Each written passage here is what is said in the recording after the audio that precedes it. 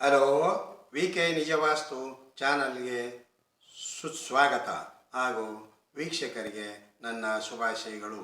ನಾನು 28ನೇ ಎಪಿಸೋಡಿಯನ್ನು ಬಿಡುಗಡೆ ಮಾಡುತ್ತಿದ್ದೇನೆ, ಅಂದರೆ ಸಂಚಿಕೆಯನ್ನು.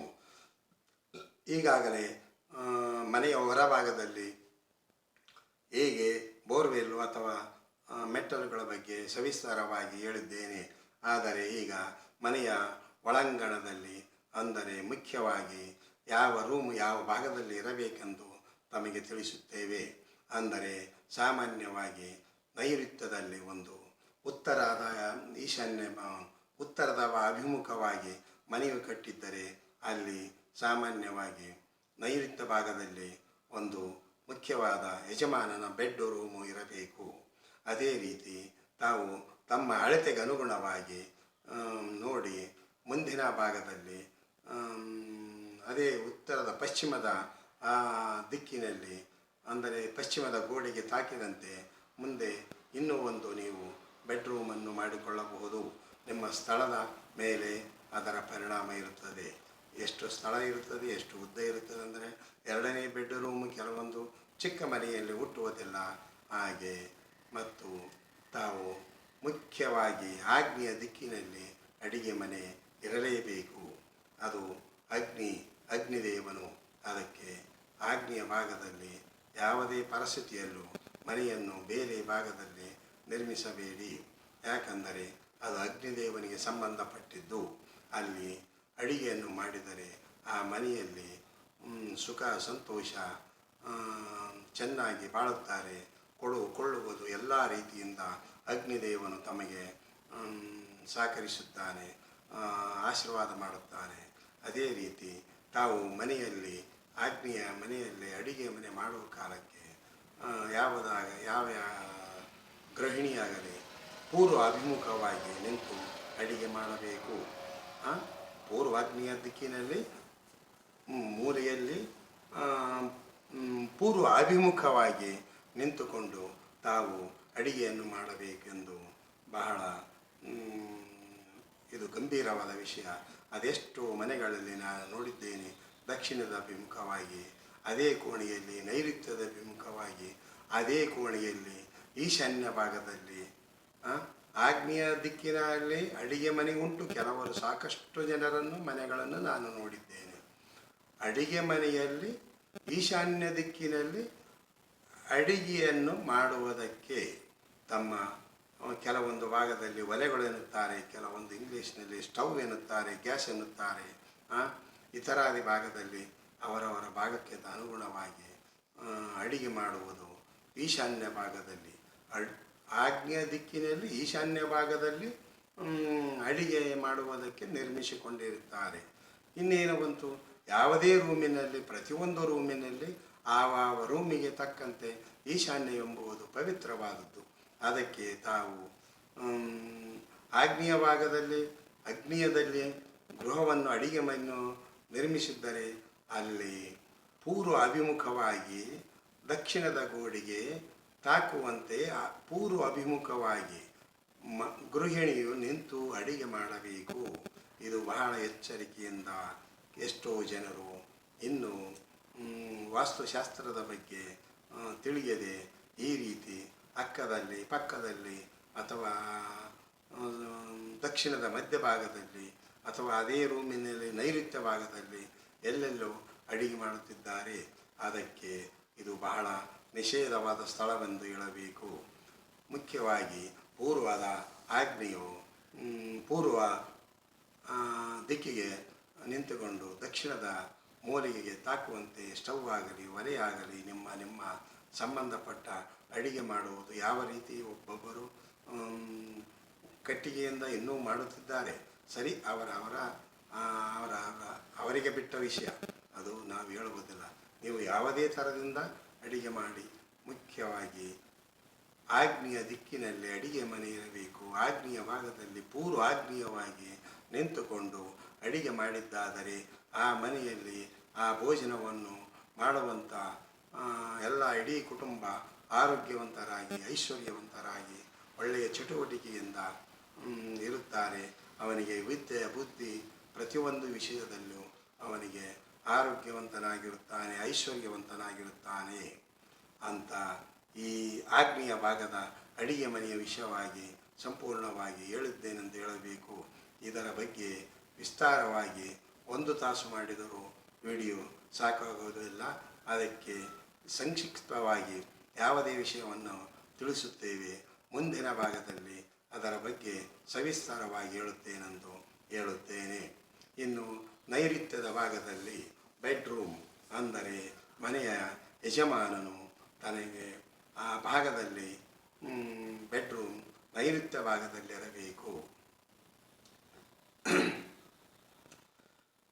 ಇನ್ನು ಅದೇ ನೈಋತ್ಯದಿಂದ ಉತ್ತರ ಈಶಾನ್ಯದ ಅಭಿಮುಖವಾಗಿ ಪಶ್ಚಿಮದ ಗೋಡೆಗೆ ತಾಕಿದಂತೆ ತಮಗೆ ಸ್ಥಳವಿದ್ದರೆ ಮುಂದಿನಲ್ಲಿ ಅಂದರೆ ಆ ನೈಋತ್ಯ ಮುಂದಿನ ಭಾಗದಲ್ಲಿ ತಾವು ಒಂದು ಸ್ವಲ್ಪ ಟಾಯ್ಲೆಟ್ ಆಗಲಿ ಅಥವಾ ಶೌಚಾಲಯವಾಗಲಿ ಬಾತ್ರೂಮ್ ಆಗಲಿ ನಿರ್ಮಿಸಿಕೊಂಡು ಇನ್ನುಳಿದ ಮುಂದಿನ ಸ್ಥಳದಲ್ಲಿ ತಾವು ಇನ್ನೊಂದು ಬೆಡ್ರೂಮನ್ನು ನಿರ್ಮಿಸಿಕೊಳ್ಳಿ. ಇದು ಒಳ್ಳೆಯ ಉತ್ತಮ ಶುಭದಾಯಕ ಫಲ. ಈ ರೀತಿ ನಿರ್ಮಿಸಿಕೊಂಡಿದ್ದಾದರೆ ತಾವು ಒಳ್ಳೆಯ ಆರೋಗ್ಯವಂತರು, ಐಶ್ವರ್ಯವಂತರು ಹಾಗೂ ಬುದ್ಧಿವಂತರಾಗಿ ಅದರಲ್ಲಿ ವಾಸಿಸುವವರು ಚೆನ್ನಾಗಿರುತ್ತಾರಂತ ಹೇಳಬಹುದು. ಅದೇ ರೀತಿ ತಾವು ಇನ್ನೂ ಒಂದು ಏನು ಹೇಳಬೇಕಂತಂದರೆ ಮುಖ್ಯವಾಗಿ ಪೂಜೆಯ ಸ್ಥಳ ಕೆಲವೊಬ್ಬರು ಹೇಳುವುದುಂಟು. ಏನೆಂದರೆ ಈ ಉತ್ತರ ಈಶಾನ್ಯದಲ್ಲಿ ಪೂಜಾ ಸ್ಥಳವನ್ನು ಅಂತ ಹೇಳುತ್ತಿದ್ದಾರೆ. ಆದರೆ ಉತ್ತರ ಈಶಾನ್ಯದಲ್ಲಿ ಮುಂಬಾಗಿಲು ಸಾಮಾನ್ಯವಾಗಿ ಉತ್ತರ ಭಾಗಕ್ಕಿರುವ ಕಾರಣ ಉತ್ತರ ಈಶಾನ್ಯದಲ್ಲಿ ಮುಂಬಾಗಿಲು ಇರುತ್ತದೆ. ಆ ಮುಂಬಾಗಿಲಿನಲ್ಲಿ ತಾವು ಪವಿತ್ರವಾದ ದೇವರನ್ನು ಕೂಡಿಸಿದರೆ ನಾವು ಬರುವ ಕಾಲಕ್ಕೆ ಯಾವ ರೀತಿಯೂ ಬರುತ್ತೇವೆಂದರೆ ಧೂಳುಗಾಲದಲ್ಲಿ, ಅಂದರೆ ಯಾವುದೇ ಹೊರಭಾಗದಿಂದ ಬಂದಾಗ ದೇವರ ಪಕ್ಕದಿಂದ ದೇವರ ರೂಮಿನಿಂದ ಬಂದರೆ ಅದು ಬಹಳ ನಿಷೇಧ. ಯಾವಾಗಲೂ ದೇವರ ಸನ್ನಿಧಿಗೆ ಹೋಗಬೇಕೆಂದರೆ, ದೇವರ ಆಶೀರ್ವಾದ ಪಡೆಯಬೇಕೆಂದರೆ ಒಳ್ಳೆ ಶುಚಿತ್ವದಿಂದ, ಅಂದರೆ ಕೈ ಕಾಲು ಮುಖ ಮೈಗಳು ಸ್ನಾನ ಮಾಡಿ ಆ ದೇವರ ಕೋಣೆಗೆ ಹೋಗಬೇಕು. ಅದಕ್ಕೆ ಯಾವಾಗಲೂ ಈಶಾನ್ಯ ಭಾಗವೇ ಎಂಬುದು ಅದು ಬಹಳ ತಪ್ಪು ಎನ್ನುತ್ತಾ ನಾನು ಹೇಳುತ್ತಿದ್ದೇನೆ. ಆದರೆ ಅದೇ ಆಗ್ನೇಯ ಭಾಗದಲ್ಲಿ ಅಡಿಗೆ ಮನೆಯ ಪಕ್ಕದಲ್ಲಿ ಮುಂದಿನ ಉತ್ತರ ಭಾಗದಲ್ಲಿ ತಾವು ಒಂದು ಒಳ್ಳೆಯ ದೇವರ ಮಂದಿರವನ್ನು ದೇವರ ಮನೆಯನ್ನು ನಿರ್ಮಿಸಿಕೊಂಡು ಅಲ್ಲಿ ಒಳ್ಳೆಯ ಶುಚಿತ್ವವಾಗಿ ಇಟ್ಟು ಆ ದೇವರ ದರ್ಶನಕ್ಕಾಗಲಿ ಪೂಜೆಕ್ಕಾಗಲಿ ಹೋಗುವ ಕಾಲಕ್ಕೆ ತಾವು ಸ್ನಾನವನ್ನು ಮಾಡದೆ ಎಂದು ಯಾವತ್ತೂ ಆ ದೇವರ ಮನೆಗೆ ಹೋಗಬೇಡಿ. ಈಗ ತಾವು ಹೇಳುವುದೆಂದರೆ ಸಾಮಾನ್ಯವಾಗಿ ಎಷ್ಟೋ ಜನರು ಈಶಾನ್ಯ ಭಾಗದಲ್ಲಿ ದೇವರ ಮನೆ ಇರಬೇಕೆಂದು ಆ ಭಾಗದಲ್ಲಿ ಏನು ಮಾಡುತ್ತಿದ್ದಾರೆಂದರೆ ಒಂದು ಎತ್ತರವಾದ ಜಗುಲಿ, ಅಂದರೆ ಕಟ್ಟೆಯನ್ನು ಕಟ್ಟಿಸಿ 1 ಫೀಟು 2 ಫೀಟು 3 ಫೀಟು ಈಶಾನ್ಯ ಭಾಗದಲ್ಲಿ ಕಟ್ಟೆಯನ್ನು ಕಟ್ಟಿಸಿ ಅದರ ಮೇಲೆ ದೇವರನ್ನಿಟ್ಟು ಪೂಜಿಸುವ ಎಷ್ಟೋ ಮನೆಗಳನ್ನು ನಾನು ನೋಡುತ್ತಿದ್ದೇನೆ. ಅಂದರೆ ಇಲ್ಲಿ ಏನು ಅಂದರೆ ಈಶಾನ್ಯ ಭಾಗದಲ್ಲಿ ತಾವು ಮನೆಯಲ್ಲಿ ಉತ್ತರ ಈಶಾನ್ಯದ ಬಾಗಿಲು ಇಡಬೇಕಾದಂಥ ಸ್ಥಳದಲ್ಲಿ, ಒಡನಾಟ ಇರಬೇಕಾದ ಸ್ಥಳದಲ್ಲಿ ತಾವು ಕಟ್ಟೆಯನ್ನು ನಿರ್ಮಿಸಿ ಅದು ಮನುಷ್ಯನಿಗೆ ಬಂಡೆಯ ಗಲ್ಲು ಮೇಲೆ ಎಳೆದಂತಾಗುತ್ತದೆ. ಯಾವ ಅಭಿವೃದ್ಧಿಯೋ ಏನೂ ಇರುವುದಿಲ್ಲ. ನೀವು ಅಂದುಕೊಳ್ಳಬಹುದು ನಾವು ದೇವರ ಮನೆ ಈಶಾನ್ಯದಲ್ಲಿ ಮಾಡಿದ್ದೇವೆಂದು. ಅಂದರೆ ದೇವರ ಅಂದ ತಕ್ಷಣ ಈಶಾನ್ಯ ಭಾಗದಲ್ಲಿ ಬರುವುದಿಲ್ಲ. ಅದು ಯಾವತ್ತೂ ಒಂದು ನಾವು ಪ್ರತಿನಿತ್ಯ ಒಡನಾಟ ಇರುವಂಥ ಉತ್ತರ ಈಶಾನ್ಯದ ಭಾಗದಲ್ಲಿ, ಉತ್ತರದ ಅಭಿಮುಖವಾಗಿ ಇರುವಂಥ ಮನೆಗೆ ಉತ್ತರ ಈಶಾನ್ಯದಲ್ಲಿ ನೀವು ದೇವರ ಮನೆಯನ್ನು ನಿರ್ಮಿಸಿದ್ದೇ ಆದರೆ ತಮ್ಮ ತಲೆಯ ಮೇಲೆ ತಾವು ಬಂಡೆಯನ್ನು ಏರಿಕೊಂಡಂತೆ ಇಲ್ಲಿ ಜಗಲಿಯನ್ನು ಕಟ್ಟಿದ್ದರೆ ಭಾಳ ತೊಂದರೆಗೆ ಈಡಾಗುತ್ತೀರೆಂದು ನಾನು ಹೇಳುತ್ತೇನೆ. ಯಾವಾಗಲೂ ಉತ್ತರ ಈಶಾನ್ಯ ಪೂರ್ವ ಈಶಾನ್ಯ ಒಳ್ಳೆ ಸ್ವಚ್ಛಂದವಾಗಿ ಕಿಟಕಿನಿಂದ ಹೊರ ಹೋಗುವವರು ಬರುವವರು ಕಾಣುತ್ತಾ ನೋಡುತ್ತಾ ಇರಬೇಕು. ಹೊರನೋಟ ಸರಿಯಾಗಿರಬೇಕು. ಪೂರ್ವ ಈಶಾನ್ಯದಿಂದ ಬರ್ತಕ್ಕಂಥ ಒಳ್ಳೆಯ ಗಾಳಿ ಬೆಳಕು ಚೆನ್ನಾಗಿ ಮನೆಗೆ ಬರುವಂತೆ ಇರಬೇಕು. ಪ್ರತಿನಿತ್ಯ ಸೂರ್ಯೋದಯವಾದಾಗ ನಾವು ಆ ಸೂರ್ಯನ ಕಿರಣಗಳು ಪ್ರತಿನಿತ್ಯ ನಮಗೆ ಪೂರ್ವ ಅಭಿಮುಖವಾಗಿ ಬರುವಂಥ ಕಿಟಕಿಗಳಿಂದ ನಮ್ಮ ಮನೆಯ ಒಳಗೆ ಬಿಸಿಲು ಬೀಳುವಂತೆ ಸರಿಯಾದ ದಿಕ್ಕಿನಲ್ಲಿ ಕಿಟಕಿಗಳನ್ನು ವಿಂಡೋಗಳನ್ನು ಓಪನ್ ಮಾಡಿ ಇಡಬೇಕು. ಅಲ್ಲಿ ನೀವು ಒಂದು ವೇಳೆ ದೇವರ ಮಂದಿರವನ್ನು ನಿರ್ಮಿಸಿದ್ದಾದರೆ ಅದು ಎಲ್ಲ ರೀತಿಯಿಂದ ವಿಂಡೋಗಳು ಅಥವಾ ಕಿಟಕಿಗಳನ್ನು ಮುಚ್ಚಿ ಅಲ್ಲಿಂದ ಬರತಕ್ಕಂಥ ಒಳ್ಳೆಯ ಶುಭ ಫಲಗಳನ್ನು ನೀವೇ ನಿಮ್ಮ ಮೇಲೆ ಬರಬೇಡೆಂದು ನಿಮ್ಮ ಶುಭ ಫಲಗಳು ಬರುವಂಥ ದಿಕ್ಕಿಗೆ ಬಾಗಿಲನ್ನು ಹಾಕಿ ಬೇಡ ನಮ್ಮ ಮನೆಗೆ ಬರಬೇಡ ಎಂದು ಹೇಳಿದಂತಾಗುತ್ತದೆ. ಇದು ನಮ್ಮ ಗ್ರಾಮಾಂತರ ಭಾಷೆಯಲ್ಲಿ ಹೇಳುವಂಥ ಭಾಷೆಯಲ್ಲಿ ಹೇಳುತ್ತಿದ್ದೇನೆ. ಅದಕ್ಕೆ ತಾವು ಉತ್ತರ ಈಶಾನ್ಯ ಆಗಲಿ ಉತ್ತರ ಪೂರ್ವ ಈಶಾನ್ಯ ಆಗಲಿ ಯಾವುದೇ ಸ್ಥಳದಲ್ಲಿ ಅದು ಎಂದು ದೇವ ಮಂದಿರವನ್ನು ನಿರ್ಮಿಸಬೇಡಿ. ಯಾವುದಿದ್ದರೂ ಪಕ್ಕದಲ್ಲಿ ಆಗ್ನೇಯ ಪಕ್ಕದಲ್ಲಿ ದೇವ ಮಂದಿರವನ್ನು ನಿರ್ಮಿಸಿಕೊಳ್ಳಿ, ಅಥವಾ ಅದರ ಪಕ್ಕದಲ್ಲಿ ಆಗಿರಬಹುದು ನಿರ್ಮಿಸಿಕೊಳ್ಳಿ. ಯಾರೇ ವ್ಯಕ್ತಿಯು ಮನೆಯ ಒಳಗಡೆ ಬಂದರೆ ನಮಗೆ ಸಡನ್ನಾಗಿ ದೇವ ಮಂದಿರ ದೇವರ ಮನೆ ಅದು ಕಾಣಿಸಬಾರದು. ಹೊರಗಿನಿಂದ ಬಂದಾಗ ನಾವು ಪ್ರತ್ಯೇಕವಾಗಿ ಮಾತ್ರ ದೇವರಿಗೆ ನಮಸ್ಕರಿಸಲಿಕ್ಕೆ ಹೋಗಬೇಕು. ಅದು ಶುಚಿತ್ವದಿಂದ ಸ್ನಾನ ಮಾಡಿ ಹೋಗಿ ನಾವು ಆ ದೇವರನ್ನು ಮನೆಯಲ್ಲಿ ಪೂಜಾ ವಿಧಿಗಳನ್ನು ಮುಗಿಸಬೇಕು. ಪ್ರತಿ ದಿನವಿಡೀ ಅದು ಯಾವುದೇ ನಾವು ಸ್ನಾನವಿಲ್ಲದೆ ಮುಖವಿಲ್ಲದೆ ಮತ್ತು ಶುಚಿತ್ವದ ಇಲ್ಲದೆ ಹೋಗಬಾರದು. ಅದಕ್ಕೆ ಅಲ್ಲಿ ನೀವು ದೇವ ಮಂದಿರವನ್ನು ಎಂದು ನಿರ್ಮಿಸಬೇಡಿ. ಸರಿ. ಹಾಗಾದರೆ ಕೆಲವೊಬ್ಬರು ಯಾವುದೇ ದಿಕ್ಕಿನಲ್ಲಿ ಯಾವುದೇ ಅಂದರೆ ಮನೆಯ ಆಗ್ನೇಯ ಭಾಗದಲ್ಲಿ ಅಗ್ನಿಯ ಮನೆಯಲ್ಲಿ ಒಳಭಾಗದಲ್ಲಿ ನಿರ್ಮಿಸುವುದುಂಟು. ಏನು ದೇವ ಮಂದಿರ. ಇದು ಸಹ ಒಳ್ಳೆಯದಲ್ಲ.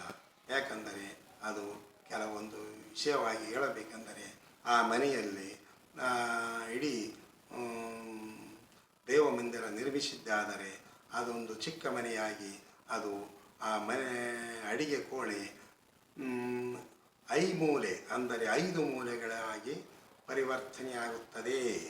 5 ಮೂಲೆಗಳಾಗಿ ಪರಿವರ್ತನೆಯಾಗುತ್ತದೆ. ಅದಕ್ಕೆ ಯಾವಾಗಲೂ ಯಾವುದೇ ರೂಮ್ ಆಗಲಿ ಯಾವುದೇ ವಿಷಯವಾಗಲಿ ರೂಮಿನ ಒಳಗಡೆ ಇನ್ನೊಂದು ರೂಮನ್ನು ನಿರ್ಮಿಸಿದ್ದಾದರೆ ಅದು ಮನೆಯ 5 ಮೂಲೆಗಳನ್ನು ಆಗಿ ಅದು ನಿಷಿದ್ಧವೆನಿಸುತ್ತದೆ. ಒಂದು ವೇಳೆ ತಾವು ಅನಿವಾರ್ಯ ಕಾರಣದಿಂದ ಸ್ಥಳದ ಅಭಾವದಿಂದ ಅಡುಗೆ ಮನೆಯಲ್ಲಿ ನೀವು ದೇವ ಮಂದಿರವನ್ನು ನಿರ್ಮಿಸಲೇಬೇಕೆಂದೆಂಬ ಉದ್ದೇಶವಿದ್ದರೆ, ಸ್ಥಳದ ಅಭಾವದಿಂದ ಅಂದರೆ ಆವಾಗ ಆ ಮನೆಯಲ್ಲಿ ನೀವು ನಿಮ್ಮ ದೇವರ ಮನೆಯನ್ನು ನಿರ್ಮಿಸಬೇಕೆಂದರೆ ಯಾವ ರೀತಿ ಅಂತಂದರೆ ಮುಖ್ಯವಾಗಿ ಅದು ನೆಂಟಲ್ ಲೆವೆಲ್ಲಿಗೆ ತಮ್ಮ ಛತ್ತವನ್ನು ಹಾಕಿಕೊಂಡು ಮುಖ್ಯದ ಸ್ಲಾಬಿಗೆ ಅಂದರೆ ಮೇಲ್ಭಾಗದ ಸ್ಲಾಬಿಗೆ ಯಾವುದೇ ಥರವಾದ ತಾಕದಂತೆ ಇರಬೇಕು. ಬಹಳ ಎಚ್ಚರ ವಹಿಸಿ ನೋಡಿ. ಕೆಲವೊಬ್ಬರು ಏನಂತಾರೆ ಅದೇ ಗೋಡೆಯನ್ನು ಮೇಲೆತ್ತರಕವಾಗಿ ಹೋಗಿ ಮಾಡಿದಾಗ ಅದು ಇಡೀ ಮನೆಯಲ್ಲಿ ಐಮೂಲೆ ಎನ್ನಿಸುತ್ತದೆ. ಅದಕ್ಕೆ ಅಲ್ಲಿ ವಾಸಿಸುವ ಜನರಿಗೆ ಸರಿಯಾದ ರೀತಿಯಲ್ಲಿ ಅನುಕೂಲತೆ ಆಗುವುದಿಲ್ಲ, ಆರೋಗ್ಯವಾಗಲಿ ಐಶ್ವರ್ಯವಾಗಲಿ ಇರುವುದಿಲ್ಲ. ಅದಕ್ಕೆ ನೀವು ನೆಂಟಲ್ ಲೆವೆಲ್ಗೆ ಪೂಜಾ ರೂಮನ್ನು ನಿರ್ಮಿಸಿಕೊಂಡು ಅಲ್ಲಿ ಸ್ಲಾಬನ್ನು ಹಾಕಿ ಒಂದು ಚಿಕ್ಕದ ಬಾಗಿಲನ್ನು ಇಟ್ಟು ನಿರ್ಮಿಸಿಕೊಳ್ಳಿ.